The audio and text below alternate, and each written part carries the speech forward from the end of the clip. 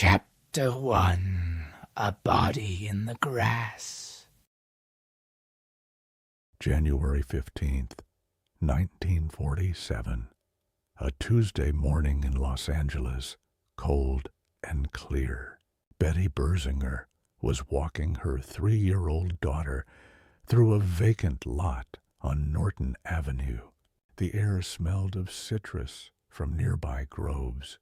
She noticed a pale shape lying in the weeds about 20 feet away. Her first thought was that someone had dumped a broken department store mannequin. She kept walking closer. The shape was a young woman. She was lying on her back in the grass between the sidewalk and the street. The body was entirely drained of blood. She had been severed at the waist, and each half of her body had been positioned with surgical precision. There was no blood in the soil beneath her. She had not been killed here. She had been placed here, like something meant to be found. Nobody in the city of Los Angeles on that January morning knew her name. Chapter 2. The Girl with No Name. Within minutes of the first call, patrol cars lined Norton Avenue. Then the press arrived, almost as fast as the police. Detectives searched the surrounding grass for a purse, a coat, a single piece of jewelry. They found nothing. No identification of any kind had been left with the body. Investigators noted the victim's skin appeared almost luminously clean, as if it had been carefully, methodically scrubbed. The cleanliness itself became evidence of deliberate intent. The Los Angeles Police Department made an unusual decision. They called in the FBI. Using the Bureau's fingerprint database was a cutting-edge step for 1947. Hours passed before a result came back. The name was Elizabeth Short, 22 years old, originally from Medford, Massachusetts. Now, detectives had a name. But the harder question had only just begun. How had Elizabeth Short come to be in Los Angeles? And who was the last person to see her alive? Chapter 3. The Life She Left Behind. Elizabeth Short was born on July 29th, 1924, in Hyde Park, Massachusetts. She was the third of 5 daughters born to Cleo and Phoebe Short.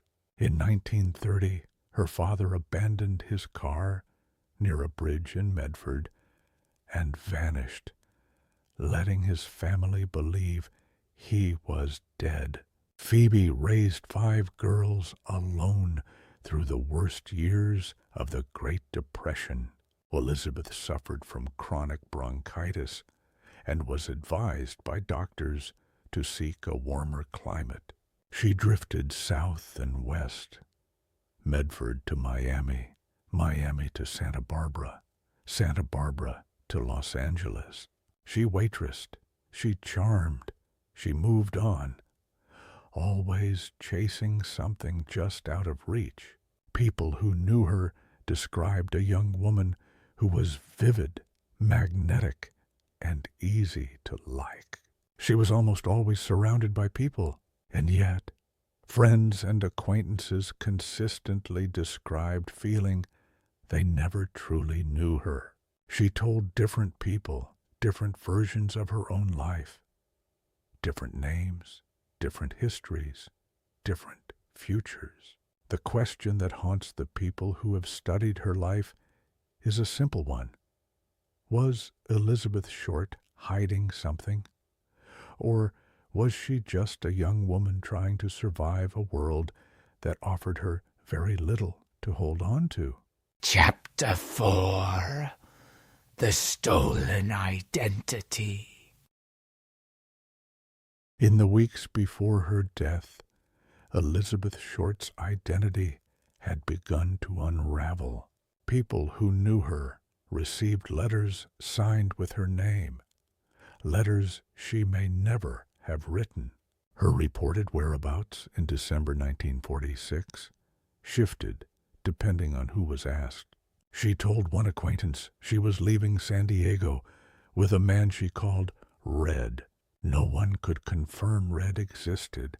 Elizabeth had told at least 3 separate people about a soldier fiancé killed in the war. Investigators found no record matching any of the men she described. The stories weren't identical.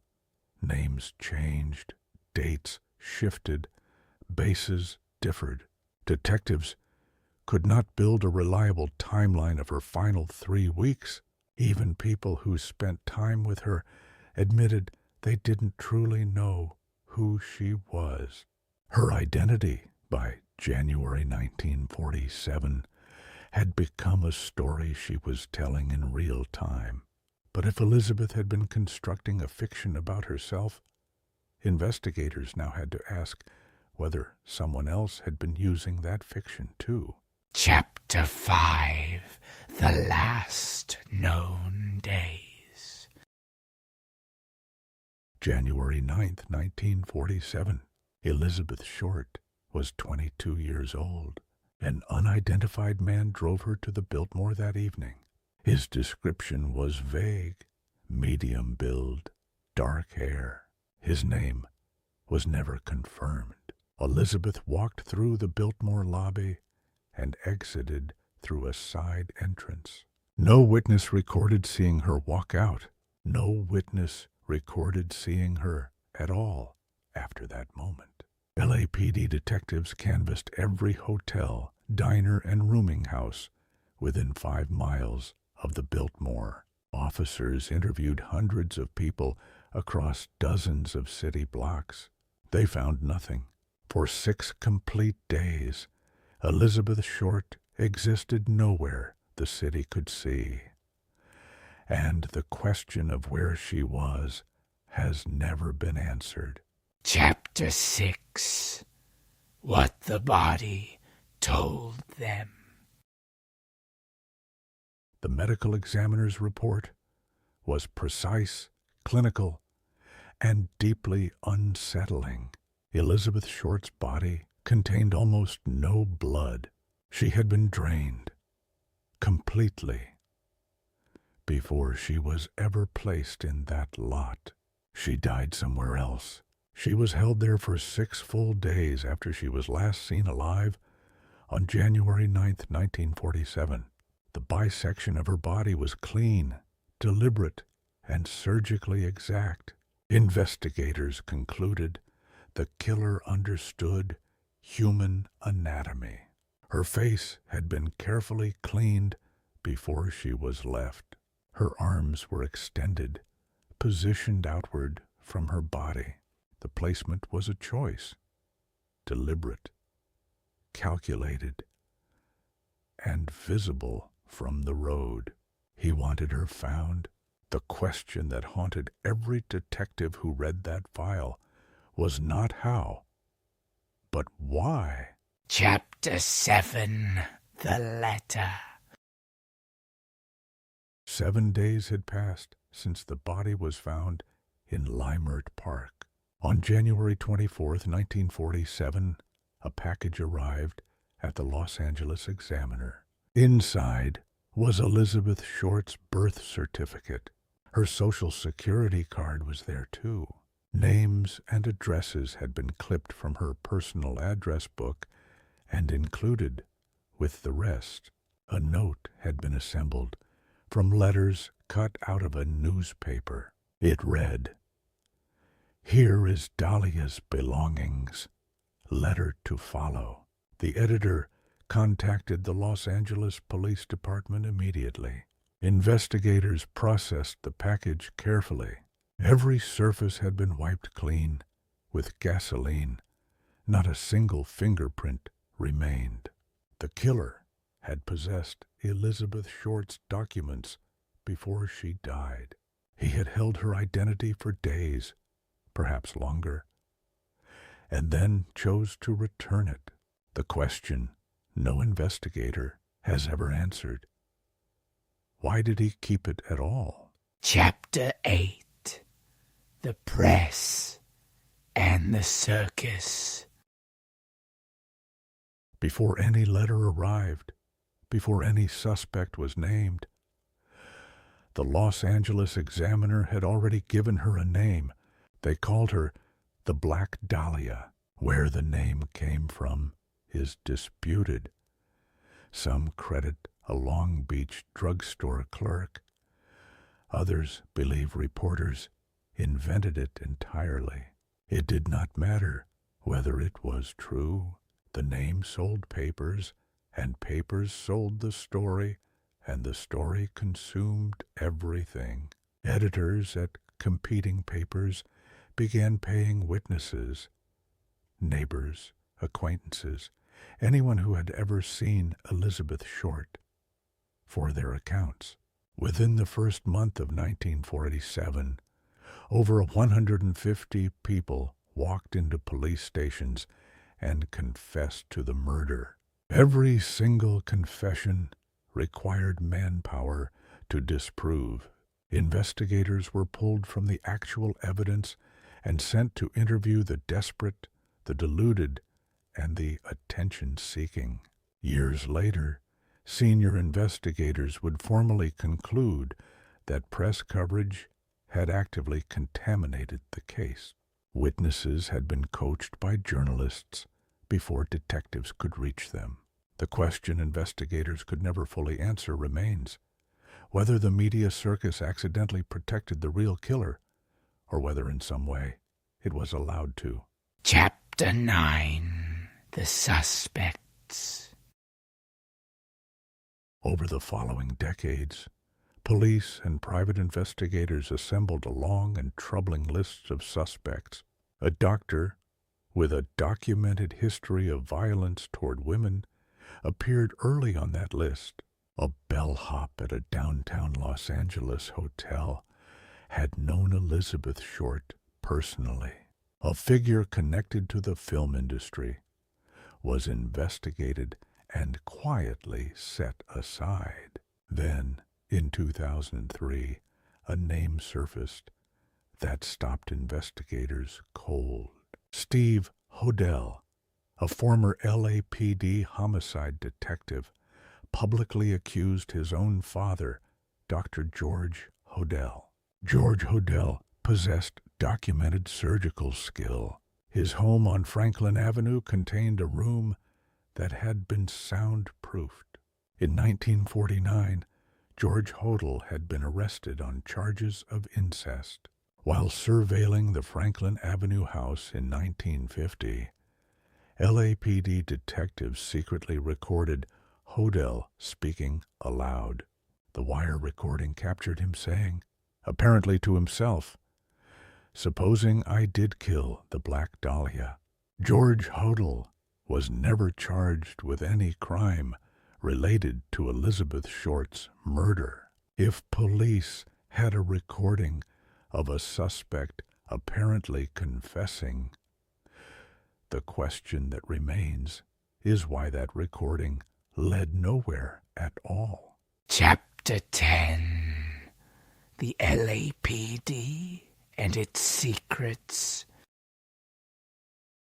In 1947, the Los Angeles Police Department was not simply flawed, it was documented provably as an institution operating inside organized crime's pocket. Mickey Cohen and his associates moved through city government like water through sand. Two lead detectives assigned to the Short murder were later implicated in separate corruption scandals. Case files from the investigation went missing from official LAPD archives. At least one witness later stated that a detective told her to stop talking. She did. In the late 1940s, the DA's office secretly recorded a wire surveillance on suspect George Hodel. That recording vanished from official records and did not resurface for decades. When it finally did, investigators heard Hodell's voice discussing the case. No one in an official capacity ever satisfactorily explained where it had been. The question that has shadowed this case for 75 years is not simply who killed Elizabeth Short, but whether someone with a badge already knew. Chapter 11. The Confession That Came Too Late.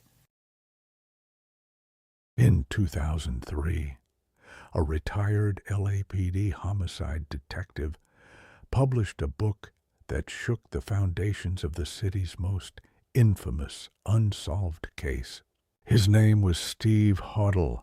The killer he named was his own father, George Hodel. George Hodel had been a physician, brilliant, wealthy, and deeply connected inside Los Angeles society. Steve Hodel presented photo analysis suggesting his father's face matched composite sketches tied to the case. He mapped geographic evidence, placing his father in proximity to the vacant lot where Elizabeth Short was found.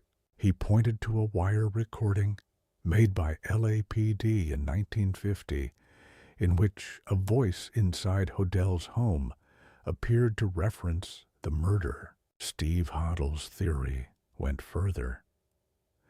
He argued corrupt LAPD officers had shielded George Hodel from investigation. The alleged motive for that protection: Hodel performed illegal abortions for powerful men across the city. George Hodel had left the United States in 1950, the same year that recording was made, and never returned to live here. He died in San Francisco in 1999, 4 years before his son's book was ever published. George Hodel was never questioned, never charged, and never faced a single word of what his son had built against him. Did the truth die with George Hodel?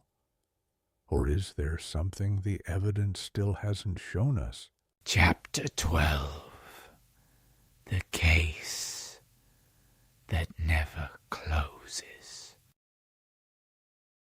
Elizabeth Short's murder has never been solved. It is the oldest active homicide case in Los Angeles County. Since 1947, more than 500 suspects have been formally named. Not one has ever been charged. The LAPD maintains an active case file to this day. No new leads have been publicly announced in decades. The city of Los Angeles grew up and grew older around this silence. The lot on Norton Avenue where she was found is now a quiet residential street. Neighbors pass it every day without knowing what the ground once held. Elizabeth Short came to Los Angeles looking for something better. Who found her in those final hours remains unknown. If you have information about the murder of Elizabeth Short, contact the LAPD Cold Case Unit. The link is in the description. Subscribe to stay with us. And consider this: one document inside that file has never been released to the public.